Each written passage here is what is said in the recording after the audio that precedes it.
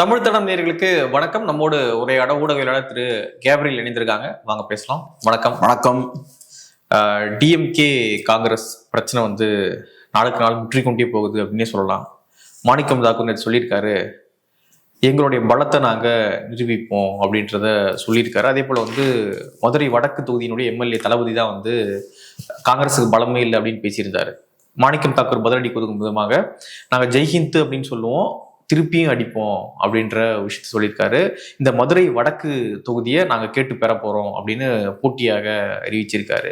So நாளுக்கு நாள் Congress versus DMK அப்படின்ற அந்த சண்டை முத்திக்கிட்டே போதே, இது எப்போ நிற்கும், எப்படி பாக்குறீங்க? அதான் நீங்க சொன்ன மாதிரி முத்திக்கிட்டே போகுது, பேசிக்கிட்டே இருக்காங்க, ஆனா ஒரு முடிவுக்கு வர மாட்டேங்குது.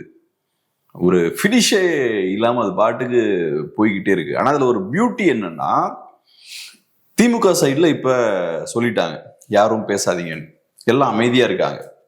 காங்கிரஸ் சைட்ல பேசுறாங்க, அக்ரெசிவா பேசுறாங்க. காங்கிரஸ் தலைமையை நினைத்தாலும் கீழர் காட்டுல அமைதியாக்க முடியும். ஆனா காங்கிரஸ் தலைமை அதை அலோவ் பண்ணிட்டு இருக்காங்க. ஒரு பாயிண்ட்ல நல்ல ஞாபகம் இருக்கும் உங்களுக்கு. அப்ப நிறைய லீடர்ஸ் பார்த்தோம்னா, ஒரு சைட்ல விஜயை சப்போர்ட் பண்ணி பேசிட்டு இருந்தாங்க, இன்னொரு சைட்ல திமுகவை சப்போர்ட் பண்ணி பேசினாங்க. செல்வ பெருந்தகைலாம் ஸ்டார்டிங்ல அவர் திமுகவை சப்போர்ட் பண்ணி பேசிட்டு இருந்தார். அப்புறம் ஏதோ நடந்ததுக்கு அப்புறம் எல்லாம் ஒரே ஸ்டாண்டர்ட் பேச ஆரம்பிச்சாங்க. எல்லாருமே ப்ரோ விஜயா பேச ஆரம்பிச்சாங்க, திமுகவை விமர்சிக்க ஆரம்பிச்சாங்க. சோ காங்கிரஸ் பார்ட்டியோட தலைமை நினைத்தால் ஒரே குரல்ல பேச வைக்க முடியும் கீழருக்கு ஆட்களை. எப்படி திமுக கரெக்டா அமைதியாக்கிட்டாங்களோ அவங்க ஆட்கள், அதே மாதிரி காங்கிரஸ் கட்சியாலையும் முடியும். ஆனா அது காட்டக்கூடிய விஷயம் என்னன்னா, அதை அவங்க விரும்பல. ரைட், பேசிட்டு போட்டோம், மாணிக்கம் தாக்கூர் பேசிட்டோம், செல்வ பெருந்தகை பேசிட்டோம், எல்லாரும் பேசிட்டோம். திமுகவுக்கு சங்கடத்தை ஏற்படுத்துவோம், திமுகவை சீண்டுவோம் அப்படின்ற ஒரு இடத்துலதான் காங்கிரஸ் பார்ட்டி இருக்காங்க. ஸோ எவ்வளவு ராகுல் இருக்காரு, ராகுல் லீடர்ஷிப், காங்கிரஸோட லீடர்ஷிப். ஸோ எவ்வளவு பியூட்டிஃபுல்லா தெரியுது பாருங்க. இங்க திமுக ஒரு சைட்ல டெஸ்பரேட்டா இருக்காங்க, கரெக்டா டக்குன்னு வழிக்கு வராங்க, இவங்க பிரச்சனையை கொடுத்துட்டு இருக்காங்க. இதுலயே நமக்கு தெரியுது யார் கையில பவர் இருக்கு அப்படின்ற விஷயம். இதெல்லாம் நடக்கும்போது இன்னைக்கு நியூஸ் வருது, திமுக தரப்புல ராமதாஸ் அவர்களோடையும் பேச்சுவார்த்தை நடத்திட்டு இருக்காங்க. ஸோ இன்கேஸ் காங்கிரஸ் பார்ட்டி அலையன்ஸை விட்டு வெளியே போயாச்சுன்னா ராமதாஸ் அவர்களை உள்ள கொண்டு வரக்கூடிய திட்டத்துல திமுக இருக்காங்க அப்படின்றது நியூஸ் போடுறாங்க. அப்பதான் ராமதாஸ் அவர்கள் தேமுதிக, புதிய தமிழகம் போன்ற கட்சிகள் உள்ள கொண்டு வரலாம் அப்படின்னு ஸ்டாலின் யோசிச்சுட்டு இருக்காருன்னு சொல்லி போட்டிருக்காங்க. இந்த நியூஸ் எல்லாம் எந்த உண்மையும் இருக்க வாய்ப்பு இல்லை. நான் ஏன் இதை சொல்றேன்னா, கனவுல கூட திமுகவும் சரி ஸ்டாலினும் சரி காங்கிரஸ் பார்ட்டியை கூட்டணியிலிருந்து வெளியேற்றணும்னு நினைக்க மாட்டாங்க. இந்த எலெக்ஷன்ல நீங்க காங்கிரஸ் பார்ட்டியை வெளியேற்றியாச்சுன்னா அந்த வெற்றிடத்தை ராமதாஸ் அவர்களாலேயோ தேமுதிகவாலேயோ ஃபில் பண்ண முடியாது. இது வெறும் நம்பர் கணக்கு கிடையாது. காங்கிரஸ் பார்ட்டிக்கு 3% ஓட்டு தான், தேமுதிகவையும் ராமதாஸையும் கொண்டு வந்து அதை 3% ஓரளவுக்கு ஃபில் பண்ணிடலாம், அந்த கணக்கு கிடையாது. உங்களுக்கு அரசியலே கிடையாது காங்கிரஸ் இல்லாம. இந்த எலெக்ஷனை எதை வச்சு ஃபேஸ் பண்ணுவீங்க? பிஜேபி எதிர்ப்பை வச்சுதான் நீங்க 4 வருஷமா அரசியல் பண்ணிருக்கீங்க, இப்பவும் அதை வச்சுதான் அரசியல் பண்ணிட்டு இருக்கீங்க. காங்கிரஸ்லாம் உங்க பிஜேபி எதிர்ப்பு முடிஞ்சது. ஸோ அதனால இந்த நியூஸ் பார்த்தீங்கன்னா இப்ப எல்லா நியூஸ் பேப்பர்ஸ்லயும் போடுறாங்க, இப்படி சில செய்திகள் வந்திருக்குன்னு. ஸோ நான் எப்படி பாக்குறேன்னா, நாங்க ஒன்றும் காங்கிரஸ் பார்ட்டியை நம்பி இல்லை, காங்கிரஸ் பார்ட்டியை மீறி போறதுக்கும் தயாரா இருக்கும் அப்படின்ற ஒரு மெசேஜ் அனுப்புறதுக்காக தான் இந்த மாதிரியான நியூஸ்லாம் லீக் பண்ணப்படுது. நிறைய கட்சிகள் வெயிட் பண்ணிட்டு இருக்காங்க. ஆமா, நாங்க ஒன்றும் ரொம்பலாம் யோசிக்க மாட்டோம். காங்கிரஸ் ரொம்ப பிரச்சனை கொடுத்தாங்கன்னா நாங்க ராமதாஸ் அவர்களையும் தேமுதிகவையும் உள்ள கொண்டு வந்துருவோம், நாங்க யாரையும் நம்பிலாம் இல்லை அப்படின்ற மாதிரியான ஒரு மெசேஜ வெளியனுப்பலான்னு பாக்குறாங்க. ஆனா உண்மை என்னன்னா, கனவுல கூட திமுக காங்கிரஸை வெளியேற்றுறத பத்தி யோசிக்க மாட்டாங்க. காங்கிரஸை வெளியேற்றியாச்சுன்னா திமுக ஜெயிக்கிற கனவு விட்டுறலாம். காங்கிரஸ் வெளியே போனா முடிஞ்சது, கேம் ஓவர். ஸோ அதனால அந்த ரிஸ்கை காங்கிரஸ் பார்ட்டி எப்படியும் டெஃபினட்டா அவங்க எடுக்க மாட்டாங்க. ஸோ இப்ப அந்த வண்டியோட அச்சாணி மாதிரி இன்னைக்கு அச்சாணி மாதிரி இருக்கு காங்கிரஸ். ஆமா, அது காங்கிரஸ் பார்ட்டிக்கும் தெரியும். காங்கிரஸ் பார்ட்டிக்கு பவர் கேம்ஸ் ஆடுறது திமுகவோட பெட்டரா தெரியும். இந்த லாஸ்ட் ஒரு எவ்வளவு சொல்ல, ஒரு 70 வருஷமா அவங்க இந்த கேம் தான் ஆடிட்டு இருக்காங்க. இன்னைக்கும் அதான் பண்றாங்க. அது இந்தியா முழுக்க எல்லா ஸ்டேட்லயும் பண்ணிட்டு இருக்காங்க. ஸோ அவங்களுக்கு இந்த கேம் எப்படி ஆடணும்னு தெரியும், ரொம்ப அருமையா ஆடுவாங்க, பிரச்சனையே இல்லை அவங்களுக்கு. இதுல இழக்கிறதுக்கும் அவங்களுக்கு ஒன்றும் பெருசா இல்லை. திமுகவுக்கு அப்படி கிடையாது, ஜெயிச்சே தீரணும், பயங்கரமா ஒர்க் பண்ணிட்டு இருக்காங்க. ஸோ இப்படிப்பட்ட ஒரு சூழல்ல காங்கிரஸ் பார்ட்டி செஸ் கேமை பயங்கரமா ஆடிட்டு இருக்காங்க. குவாய்ட்டா சைலண்டா ப்ரெஷர் போட்டுக்கிட்டே இருக்காங்க. இப்ப என்னன்னா, எனக்கு தெரிஞ்ச தளபதி ஒன்றும் பெரிய இஷ்யூ கிடையாது. அவர் ஒரு எம்எல்ஏ. ஒன்று அவர் புத்திசாலித்தனமா இருந்திருக்கணும். ஏன்னா அவர் அரசியல் இருக்கார். இப்ப நமக்கு தெரியுது திமுகவுக்கு காங்கிரஸ் பார்ட்டி வேணும்ன்றது. அப்ப அவருக்கும் அந்த விஷயம் தெரியணும். அவர் ஒண்ணு கேஷுவலா பேசிடுறாரு. ஏன்னா அவரை பொறுத்தளவுல அவர் ஊர்ல பாக்குறாரு நம்ம தானே ஸ்ட்ராங்கா இருக்கும், அப்ப நம்ம தான் ஸ்ட்ராங்கா நினைச்சு பேசிடுறாரு. ஆனா ஓவராலா நேஷனல் லெவல்ல பார்க்கும்போது, ஸ்டேட் லெவல்ல பார்க்கும்போது காங்கிரஸோட தேவை இருக்கு. ஸோ அதனால திமுக தலைமை ரொம்ப கவனமா இருக்காங்க. ஆனா இப்ப இந்த தளபதி இஷ்யூவை காங்கிரஸ் பார்ட்டி ரொம்ப கெட்டியா பிடிச்சுக்கிட்டாங்க. கெட்டியா பிடிச்சுக்கிட்டு பயங்கரமா அதிரடியா பேசிட்டு இருக்காங்க. அவர் கட்சி விட்டு நீக்கணும்ன்றாங்க. ஆமா, இன்ஃபேக்ட் இப்போ ஓரளவுக்கு ஆக்ஷன் எடுத்திருக்காங்கன்னு தான் சொல்லணும். டைரக்டா எடுக்கல, பட் எல்லாம் பேசாதீங்கன்னு சொல்றதே ஒரு விதமான ஒரு ஆக்ஷன் தானே. அந்த ஆக்ஷனுக்கு ரெஸ்பான்ஸும் இருக்கு. அங்கிருந்து வேற யாருமே பேசலையே. ஆனா காங்கிரஸ் பார்ட்டில இருந்து வந்துகிட்டே இருக்கு பாருங்க வாய்ஸஸ் எல்லாம். வரிசையா ஒருத்தங்களா எதையாவது ஒன்று பேசிக்கிட்டே இருக்காங்க. ஸோ அதனால காங்கிரஸ் தலைமையும் அதை விரும்புது. திமுகவுக்கு சிக்கல் எலெக்ஷன் ஒரு நெருங்க. செல்வ பெருந்தகை கிட்ட கேட்கும்போது அவர் சொல்றாரு, நீங்க தான் என்னென்னமோ சொல்றீங்க, ராகுலை மீட் பண்ணி அது சொன்னாங்க இது சொன்னாங்க அப்படின்லாம் சொல்றீங்க. ராகுலை மீட் பண்ணது உண்மைதான், ஆனா நீங்க சொல்ற விஷயங்கள்லாம் எனக்கே கூட தெரியாது, நீங்க தான் என்னென்னமோ சொல்லிட்டு இருக்கீங்க அப்படின்னு பிரச பார்த்து அவர் சொல்றாரு. ஸோ என்ன சொல்ல வர்றாருன்னு பாக்குறீங்க? இப்படி கூட புரிஞ்சுக்கலாம். அதான் நாங்க கமிட்டி ஃபார்ம் பண்ணிட்டோம், நீங்களும் ஒரு கமிட்டியை ஃபார்ம் பண்ணுங்க, பேசுவோம். நீங்க அங்க என்ன பேசுனீங்களா எனக்கு தெரியாது. இங்க நம்ம சீட் ஷேரிங் பத்தி பேச போறோம். தமிழ்நாட்டுல காங்கிரஸ் பார்ட்டி இருக்கு, நாங்க ஒரு கமிட்டி ஃபார்ம் பண்ணிட்டோம், நீங்களும் கமிட்டி ஃபார்ம் பண்ணுங்க, பேசுவோம். நீங்க மேலெல்லாம் போயெல்லாம் மேல இடத்துல பேசிலாம் ஒன்றும் சரி பண்ண வேண்டாம், கீழ இடத்துல வந்து பேசுங்க. ஸோ அதனால எனக்கு அங்க என்ன நடந்ததுன்னு தெரியலன்னு கூட நம்ம எடுத்துக்கலாம். ஆனா ஏதோ சீரியஸான பிரச்சனை இருக்கு, ஏதோ டஃப்பா நெருக்கணும்னு தான் அவங்க முடிவு பண்ணியிருக்காங்க. ஸோ பார்ப்போம். இது கொஞ்சம் நல்ல டெவலப்மெண்ட்டாக தான் நான் பார்க்குறேன். ஒரு கட்சி பவர்ல இருக்காங்கன்னா எல்லாமே அவங்களுக்கு ஃப்ரீயா கிடைக்கக்கூடாது. கொஞ்சம் அவங்கள கவுண்டர் பண்றதுக்கு வேற அரசியல் சக்திகள் இருக்கணும், நெருக்கி பிடிச்சாதான் கரெக்டா இருக்கும். ஸோ அந்த வகையில இந்த 4.5 வருஷமா திமுகவை கேள்வி கேட்கறதுக்கு ஆளே இல்லைன்ற சூழல் இருந்தது. குறிப்பா கூட்டணி கட்சிகளும் பெருசா கேள்வி கேட்கல. ஏன்னா கூட்டணி கட்சிகள் இருக்கக்கூடிய நிறைய கட்சிகள் பார்த்தோம்னா கம்யூனிஸ்டுகளா இருக்கலாம், விசிகேவா இருக்கலாம், இவங்கெல்லாம் பெரிய போராட்டங்கள் நடத்தக்கூடியவங்க, எம்டிஎம்கே எல்லாம். அவங்களுமே ரொம்ப அமைதியா டல்லா தான் இருந்தாங்க. ஸோ அப்படி இருக்கும்போது திமுகவுக்கு ஒரு அழுத்தம் ஒரு கூட்டணி கட்சியில இருந்தே வருதுன்னா அது நல்லதுதான். திமுக கையில அப்சல்யூட் பவர் இல்ல, திமுகவும் மற்ற கட்சிகளை சார்ந்துதான் இருக்காங்க அப்படின்ற அந்த இடத்துக்கு வந்திருக்கு பாருங்க இப்ப அரசியல். அதுவே நல்ல ஒரு விஷயம் தான். ஆனா இப்படியான ஒரு பிரச்சனை போயிட்டு இருக்கு, ஒரு கடுமையான ஒரு பிரச்சனை போயிட்டு இருக்கு அப்படின்னு எல்லாருக்குமே தெரியுது. ஆனா ஊடகங்களுக்கு மட்டும் தெரியவே மாட்டேங்குது. ஈவினிங் டிபேட்லாம் வந்து இதை பத்தி ஒன்றும் நடத்த மாட்டாங்க. ஆனா கடந்த 4 வருஷம் கிடையாது, ஜெயலலிதா அம்மையார் இறந்த பிறகு ஆரம்பிச்ச சண்டை தான் அதிமுகக்குள்ள பிரச்சனை இருக்கு அப்படின்ற அந்த விஷயத்த டிபேட்டா எடுக்க ஆரம்பிச்சாங்க. அது இன்னைக்கு வரைக்கும் டிபேட்டா எடுத்து நடத்திக்கிட்டு இருக்காங்க. கிட்டத்தட்ட 10 வருஷமா நடத்திக்கிட்டு இருக்காங்க இந்த டிபேட்டை. ஆனா திமுகக்குள்ள கூட்டணிக்குள்ள இவ்வளவு சீரியஸான சண்டை நடந்துகிட்டு இருக்கு, காங்கிரஸ் டிஎம்கேன்னு போயிட்டு இருக்கு. ஆனா இதை எடுத்து ஊடகங்கள் டிஸ்கஸ் பண்ண தயங்குறாங்க. அப்படி என்ன காப்பாற்றணும் திமுகவை? அதான் விஷயம். இதே நீங்க புரிஞ்சுக்கலாம், இதை எவ்வளவு சீரியஸா மேலிடம் பாக்குதுன்றத. அவங்களுக்கு தெரியுது காங்கிரஸ் பார்ட்டிக்கும் திமுகவுக்கும் இடையே ஒரு உரசல் இருக்குது அப்படின்ற மாதிரியான அந்த ஒரு தோற்றம் கூட ஏற்படக்கூடாது. ஏன்னா உரசல் இருக்குனாலே அர்த்தம் என்ன? திமுக பாஜக பக்கம் போறாங்கன்றது அர்த்தம்.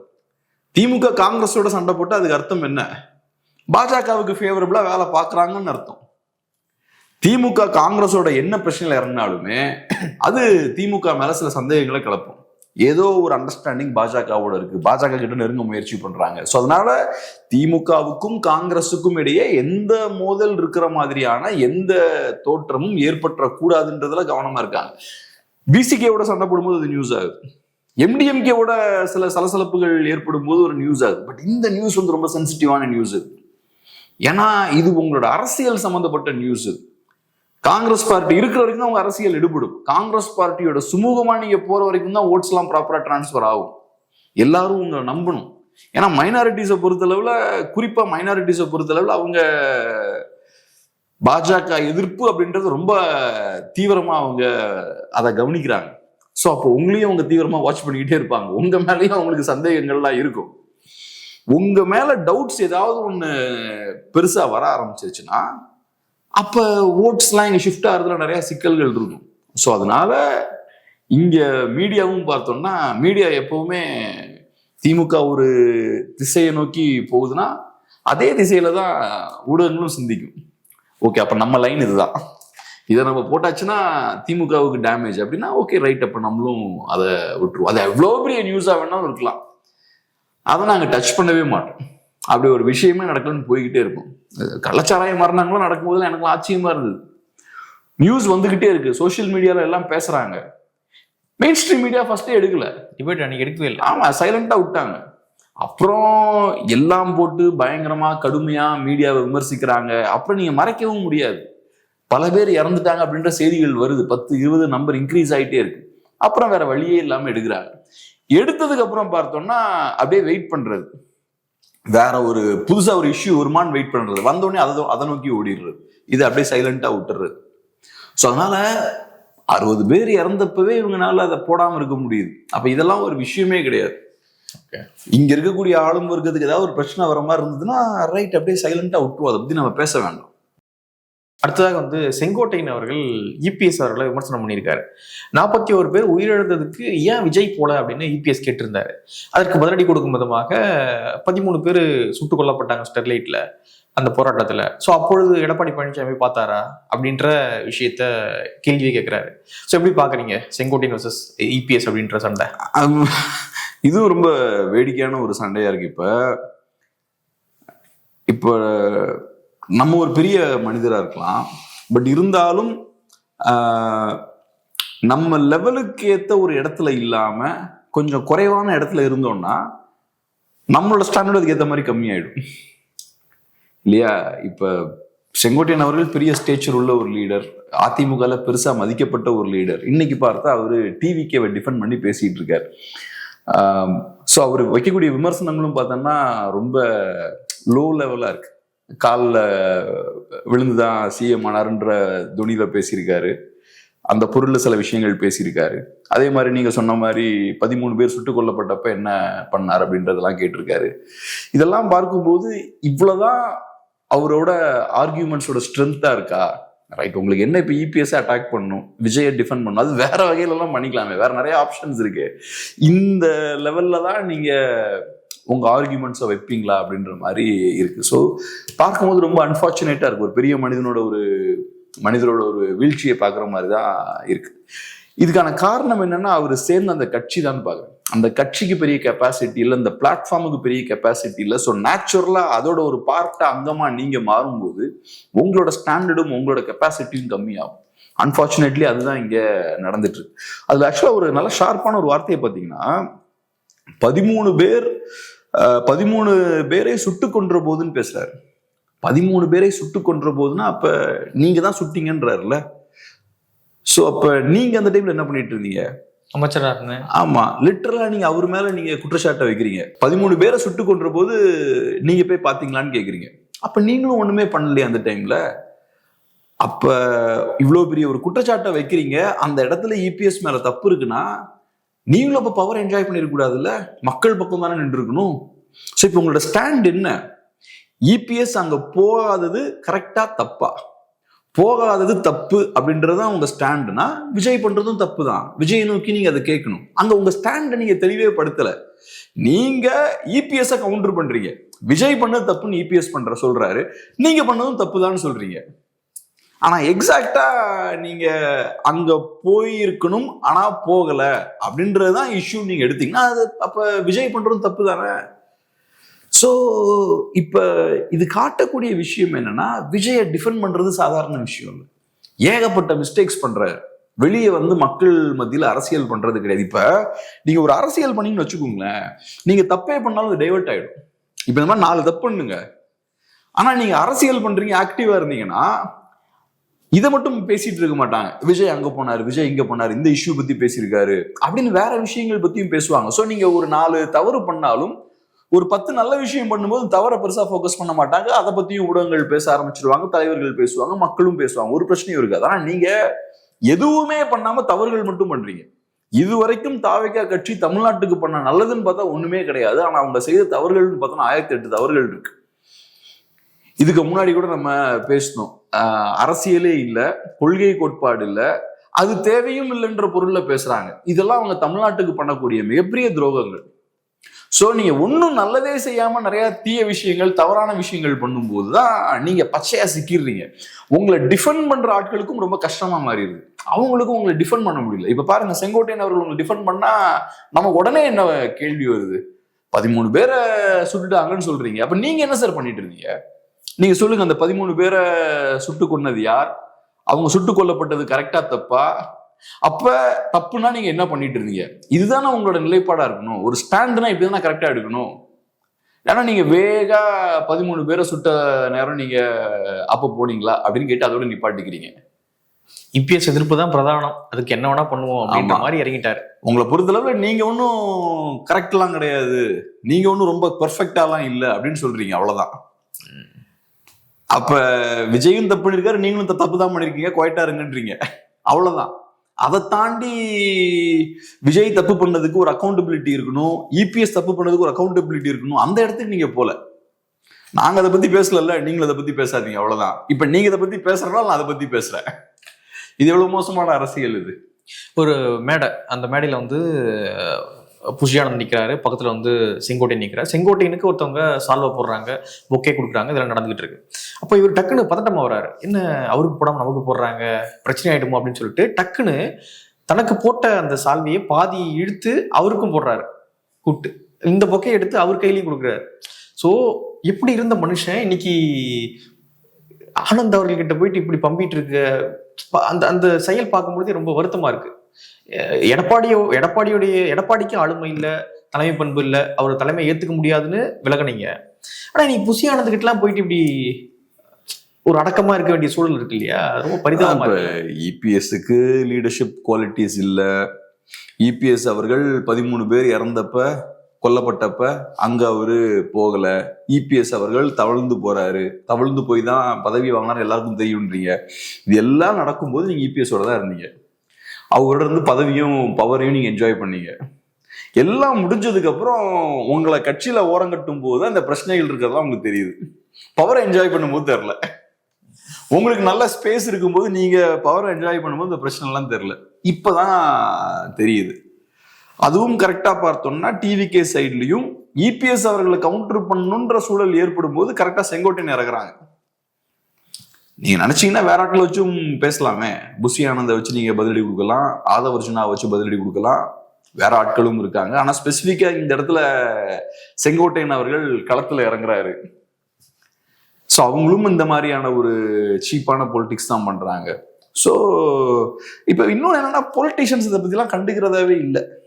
எல்லா பொலிட்டீஷியன்ஸும் ஆமா நாங்க கன்சிஸ்டன்டான ஸ்டாண்ட் எடுக்கல, நேத்து சப்போர்ட் பண்ணோம், இன்னொன்று ஒருத்தர் எதிர்க்கிறோம், நேத்து எதிர்கட்சியா இருக்கும்போது அப்படி பேசணும், இன்னைக்கு வேற மாதிரி பேசுறோம், சொல்றது எல்லாத்தையுமே நாங்க செய்யல, அதுக்கு என்ன? இப்படிதான் நாங்க இருப்போம், இப்படிதான் பேசுவோம், அதுக்கு என்ன? நீங்க பேசினா பேசிக்கோங்க. யூடியூப் சேனல் ஒரு 4 யூடியூப் சேனல் உட்கார்ந்துக்கிட்டு செங்கோட்டையன் அன்னைக்கு அப்படி செஞ்சாரு, இன்னைக்கு அப்படி செய்யல, நீங்க பேசிக்கோங்க.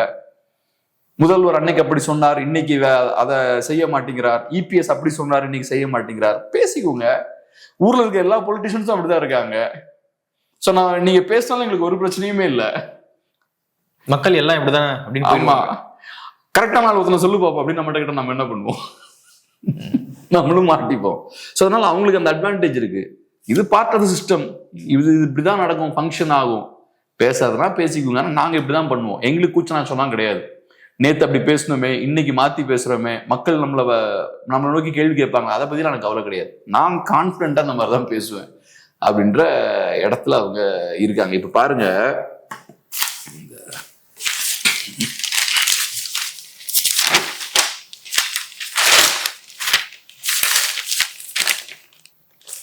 இந்த பேஜ் ஃபுல்லா பார்த்தோம்னா போராட்டங்கள் பத்தி தான் நியூஸ் வந்திருக்கு.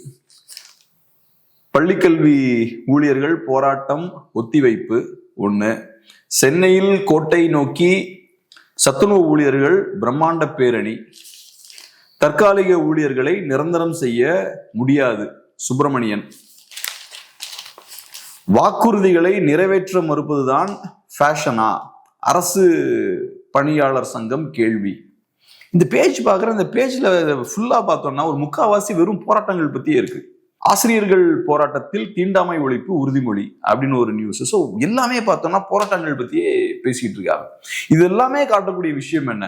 ஏதோ ஒரு பாயிண்ட்ல ஏதோ நீங்க சொல்லி ஏதோ ஒண்ணு செய்யல, அதனாலதான் இவங்க சொல்றாங்க, ஸோ வாக்குறுதிகளை நிறைவேற்றாம இருக்கிறது தான் ஃபேஷனா அப்படின்ற மாதிரி அந்த சங்கம் வந்து கேட்டிருக்காங்க. ஸோ பொலிட்டிஷியன்ஸ் அதை பத்தி கவலைப்படுறதே இல்லை. எலெக்ஷனுக்கு முன்னாடி நாங்க என்ன வேணாலும் பேசுவோம், அதே மாதிரி எங்க தேவைக்கு ஏற்ற மாதிரி நாங்க பேசுவோம். உங்களுக்கு ஒரு ஆப்ஷன் கிடையாது. நீங்க புதுசா தலைவர்களை உருவாக்குனீங்கன்னா அவங்களையும் எங்களை மாதிரி நாங்க மாத்திடுவோம். ஏன்னா எங்களுக்கு ஏற்ற மாதிரியான ஒரு சிஸ்டமை நாங்க கிரியேட் பண்ணி வச்சிருக்கோம். அப்புறம் இந்த சிஸ்டமே நீங்க உடைக்கலாம்னு நினைச்சு புது அரசியல் எல்லாம் பேசுனீங்கன்னா அந்த அரசியலுக்கு எந்த பப்ளிசிட்டியும் கிடைக்காது. அந்த அரசியல் அப்படியே நாங்க ஓரம் கட்டிடுவோம். அதை பத்தி மீடியா எல்லாம் பேசப்பட மாட்டோம். இப்படிதான் போயிட்டு இருக்கு. ஆமா, அப்படி ஒரு பயங்கரமான ஒரு சூழல் நம்ம ஸ்டேட்ல இருக்கு. ஆனா எப்பவும் இந்த மாதிரி ஒரு பீக்கை டச் பண்ணி தான் எல்லாம் கொலாப்ஸ் ஆகும். ஆனா நான் பாக்குறது என்னன்னா, இப்போ ஒரு ஒரு ஒரு பொலிட்டிக்கல் பார்ட்டி இருக்கு, ஒரு பொலிட்டிக்கல் மூவ்மெண்ட் இருக்குன்னா ஏன் இருக்குது, அந்த கட்சியோட இருப்பு இருக்குன்னா அதோட தேவை என்ன அப்படின்னு சில காரணங்கள் இருக்கும். இந்த கட்சி இருக்குன்னா இந்த கட்சிகளால சொசைட்டிக்கு இந்த தேவையெல்லாம் இருக்கு. இந்த கட்சிகளால யூஸே இல்லை அப்படின்னு ஆகி போச்சுன்னா, இந்த கட்சிகளால ஒரு பிரோஜனமும் இல்லைன்ற பாயிண்ட்டுக்கு வந்துட்டாங்கன்னா அடுத்த இந்த கட்சிகள் சீக்கிரம் காணாம போறான்னு அர்த்தம். சொசைட்டில தேவையில்லாத எந்த விஷயமே இருக்காது. மக்களுக்கு ஒரு விஷயம் தேவையில்லைன்னா அது சீக்கிரமா கொஞ்ச நாளா காணாம போகுதுன்னு அர்த்தம். கொஞ்ச நாள் நீங்க இருக்க பிடிச்சி பவரை விடாம சண்டை கிட்டெல்லாம் போடலாம், ஆனா ஏதோ ஒரு பாயிண்ட் எல்லாம் தூக்கி போட்டுருவாங்க உங்களை. ஆனா இன்னைக்கு இருக்கக்கூடிய திராவிட கட்சிகளும் சரி, மற்ற நிறைய கட்சிகளும் சரி, இந்த கட்சிகள்லாம் இருக்கிறாங்கன்னா அவங்களோட இருப்பை ஜஸ்டிஃபை பண்றதுக்கான காரணங்கள், விஷயங்கள் பார்த்தோம்னா ரொம்ப கம்மியா இருக்கு. அது காட்டக்கூடிய விஷயம் என்னன்னா இவங்களோட ஆயுசும் கம்மியா தான் இருக்குன்றது. ரொம்ப நாள் இருக்க மாட்டாங்க. ஓகே, இப்போ ஓபிஎஸ் அவர்களுமே வந்து தனிச்சு நிக்க தான் திமுக விரும்புறாங்க. அவர் அந்த பக்கம் இந்த பக்கம் போறதை விட அவர் தனிச்சு நின்று வாக்குகளை உடைப்பதான் திமுக விரும்புறாங்க அப்படின்ற செய்தியும் இன்னைக்கு போட்டிருக்காங்க. ஸோ அவரு என்ன ஸ்டாண்ட் எடுப்பாரு? இபிஎஸும் சேர்த்துக்க மாட்டான்னு சொல்லிட்டாரு. அவர் தனிச்சு நின்னாலும் பெரிய வாக்குகளை உடைக்கக்கூடிய வல்லமை இருக்கா தமிழ்நாடு முழுக்க அவருக்கு? இப்ப கேப்ரியலோட விருப்பம் என்ன, கேப்ரியலோட எண்ணம் என்னன்னு யாராவது கண்டுபிடிக்க முடியுமா? முடியாது. இப்ப இந்த நியூஸ் பார்த்தீங்கன்னா நிறைய இடத்துல நான் பார்த்துட்டேன், வெப்சைட்ஸ்ல அங்கங்கெல்லாம் பார்த்துட்டேன். ஓபிஎஸ் தனித்து போட்டியிடுவதை திமுக விரும்புகிறார்கள்.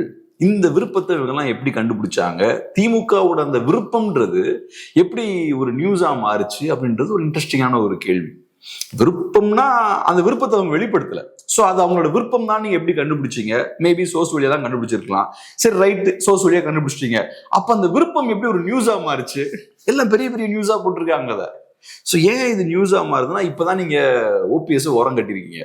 ஓபிஎஸ் சேர்க்க முடியாதுன்னு ஓரம் கட்டியாச்சு. நீ அடுத்து ஓபிஎஸ் காலி பண்ணணும், அவர் திமுக காரர்னு பிராண்ட் பண்ணணும். அந்த வேலை இப்ப நடந்துட்டு இருக்கு. அதனால ஓபிஎஸ் ஓரம் கட்டியாச்சு. இனி அடுத்தது அவர் தனியா நிக்கிறதுக்கான வாய்ப்புகள் அதிகம். இன்னும் என்ன பண்ணுவாரு? அதுக்கு நம்ம போவோம். கரெக்ட். ஸோ தனியா போறதுக்கான வாய்ப்பு இருக்கு, நிக்கிறதுக்கான வாய்ப்பு இருக்கு. அப்ப அந்த ஆப்ஷனை அடிச்சிருவோம். ஓபிஎஸ் தனியா நிக்கணும்னா திமுக விரும்புறாங்க. அப்ப அதுக்கு என்ன அர்த்தம்? திமுக. ஆமா, இவர் திமுக ஆளு, திமுகவுக்காக அதிமுக ஓட்டை உடைக்கிறதுக்காக தனியா நிக்கிறாருன்ற ஒரு இமேஜ் கிரியேட் ஆயிரும். ஸோ அந்த நரேட்டிவ் வந்து இப்ப அமைக்கப்படுது. சரி, அது நம்ம வேலை இல்லை, அது ஸ்ட்ராட்டஜிஸ்டுகள் அதெல்லாம் பண்ணட்டும். நம்ம இதுக்கு வருவோம். நீங்க சொன்ன மாதிரி தனியா இருந்து என்ன பண்ண முடியும்? ஒன்றும் பண்ண முடியாது. 24ல என்ன பண்ணாரோ, ராமநாதபுரத்துல நல்லா பெர்ஃபார்ம் பண்ணாரு. அதே மாதிரி சில பாக்கெட்ஸ்ல அவருக்கு ஓட்டு இருக்கு, அங்க அவர் ஓட்டை உடைப்பார். ஓட்டை உடைத்தால் திமுக சந்தோஷமா இருப்பாங்க. ஏன்னா அவர் உடைக்க போறதெல்லாம் அதிமுக ஓட்டை தான். டிடிவி கஷ்டப்படுவாரு, ஏன்னா அவரை பொறுத்தளவில் அவர் அந்த சைட் போயிட்டாரு. அப்ப அவரோட விருப்பமும் சவுத்துல அதிமுகவோட விருப்பமும் இவர் வந்தா பெட்டரா இருக்கும், ஓட்டை உடைக்காம இருந்தா பெட்டரா இருக்கும். திமுக போய் சேர்ந்துட்டா பிரச்சனை இல்லை, தனியா நின்னாருன்னா இன்னும் சாலிடா ஓட்டை உடைப்பார். அதுவும் குறிப்பா அதிமுக மேல இருக்கக்கூடிய கோவத்துல நிறைய பேர் டிடிவியோட சேர்ந்திருப்பாங்கல்ல, கொஞ்சம் ரொம்ப அக்ரெசிவா இருப்பாங்க, அவங்களாம் இப்ப அதிருப்தியில இருப்பாங்க. ஸோ அவங்கெல்லாம் இந்த பக்கம் ஓட் போடுறதுக்கு வாய்ப்பு இருக்கு. அவங்க நிறைய பேர் இருப்பாங்கன்னு சொல்ல வரல, பட் கொஞ்சம் பேர் ரொம்ப அக்ரெசிவா இருப்பாங்கல்ல, அவங்களுக்குலாம் இந்த காம்ப்ரமைஸை ஏத்துக்க முடியாதுல்ல அவங்களால. ஸோ அதனால ஓபிஎஸ் அவர்கள் தனியா நின்றாங்கன்னா திமுகவுக்கு பம்பர் தான். பம்பர்னா சில சில பாக்கெட்ஸ்ல அவரு 10 தொகுதி பண்ணா கூட நல்லது தானே. ஆமா, அவர் ஒரு ஸ்பாயில் ஸ்போர்ட்டா இருப்பாரு. ஓகே, ஆனா டிடிவி கிட்ட கட்சியாச்சு இருந்துச்சு, கட்சி கூட கிடையாது. ஆனா அவருக்கு என்ன அட்வான்டேஜ்னா, உண்மையான அதிமுக நாங்கள் தான், அதிமுகவை நாங்களும் ஆதரிக்கிறோம், ஆனா இபிஎஸ் ஆதரிக்கல அப்படின்ற கொஞ்சம் ஆட்கள் இருக்காங்கல்ல. அதுதானே டிடிவியோட ஓட்டு, அதுதானே ஓபிஎஸ் ஓட ஓட்டு. அதிமுக நல்ல கட்சி தான், ஆனா அதிமுகவோட லீடர்ஷிப் சரியில்லைன்றதானே இவங்க ரெண்டு பேரோட அரசியலும். அந்த அரசியல் பேசின ஒரு கட்சி இப்ப காணாம போயிருச்சுல, அதிமுகவோட போய் சேர்ந்துட்டாங்கல்ல, அப்ப ஒரு மார்க்கெட் இருக்கும்ல. ஆனா கண்டிப்பா அந்த மார்க்கெட்டை நீங்க டச் பண்ணலாமே. இப்ப டிடிவி அங்கிருந்து விலகிட்டாரு, அந்த மார்க்கெட்டை நீ டிடிவி ஹோல்டு பண்ண முடியாது. அது அப்ப ஓபிஎஸ்க்கு வருது இல்ல. இப்ப ஸோ அது ஒரு அட்வான்டேஜ் இருக்கு. ஆனா நீங்க சொன்ன மாதிரி தொடர்ச்சியா தனியா நின்று ஒன்றும் பெருசா அவர் சாதிக்கல. ஸோ மக்களுக்கு ஒரு சைடு நம்பிக்கையும் போயிருக்கும் அவர் மேல. பட் இப்போ நம்ம பவர்ஃபுல்லான லீடர்ஸ் எடுத்துக்கிட்டோம்னா உங்களுக்கு தெரியும், ஒவ்வொரு ஊர்லயும் ஒவ்வொரு பவர்ஃபுல்லான லீடர் இருப்பார். நம்ம இங்கிருந்து பார்க்கும்போது அவங்களோட பவரை ஃபீல் பண்ண முடியாது. ஆனா ஊருக்கு போனா அவரோட பிரசன்ஸ் இருக்கும். நம்ம இங்கிருந்து பேசும்போது அவர் தனியாக என்ன பண்ணிடுவார் அப்படின்னு நம்ம சொல்லுவோம். ஆனா அந்த பகுதிகளுக்கு போகும்போது அங்க எல்லா இடத்துலயும் அவரோட பிரசன்ஸ் இருக்கும். ஏன்னா அவர் ஒரு 3 டைம் சிஎம் இருந்தவர். அவரு கண்டிப்பா அவரோட ஹோம் கிரவுண்ட்ல ஸ்ட்ரென்த் இருக்கும். ஸோ அதை வச்சு சில பகுதிகளில் அவரு ஓட்ஸை பிரேக் பண்ணுவார், அந்த சிக்கல் ஏற்படுத்துவார். ஓகே, வெயிட் பண்ணி பார்க்கலாம் என்ன நடக்குது அப்படின்னு. நிறைய விஷயங்கள் கூட பகிர்ந்துக்கிட்டீங்க. நன்றி.